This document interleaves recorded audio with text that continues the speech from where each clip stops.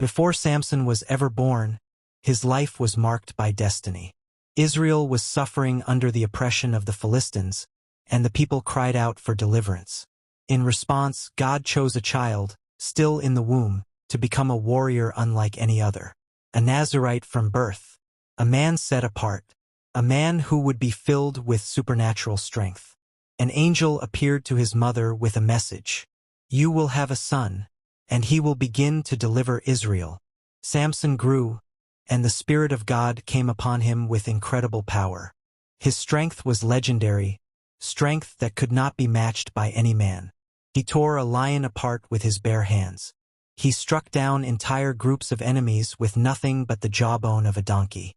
He lifted the gates of a city and carried them up a mountain.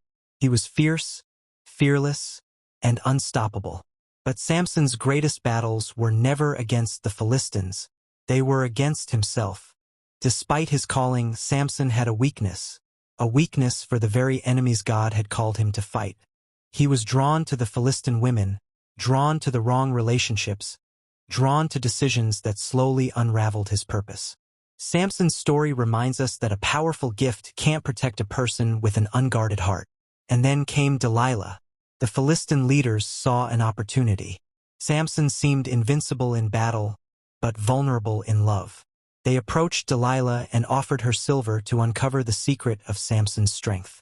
At first, Samson played games with her, offering false answers. But Delilah persisted day after day, pressing him, breaking him down with her words. Finally, Samson gave in. He revealed what he should have protected. "No razor has ever touched my head, for I am a Nazirite unto God." That night, while he slept, Delilah cut his hair. The symbol of his vow gone. The sign of his consecration cut away. When the Philistines burst into the room, Samson rose to fight as he had before. But this time he had no strength. Not because of the hair, but because the Lord had departed from him. They captured him, blinded him, chained him, and dragged him to a prison where he became a spectacle, grinding grain like an animal. This was Samson's lowest point, not the loss of his strength but the loss of his purpose. He had squandered his calling. He had fallen far.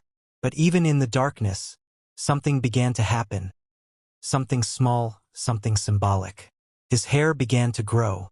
The Philistines eventually held a great celebration, praising their god Dagon. They brought Samson out to entertain them, mocking the once great warrior. But they did not know that restoration had already begun. Restoration of humility, restoration of faith, restoration of the man God had chosen.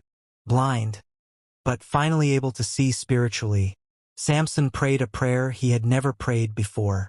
"Lord God, remember me, strengthen me just once more, not for revenge, not for glory, but to complete the mission he had been born for." Samson placed his hands on the two central pillars of the temple and pushed with everything in him. God filled him with strength one final time. The pillars cracked, the structure collapsed, and Samson brought down more of Israel's enemies in his death than he had in his entire life. Samson's life is both a warning and a hope.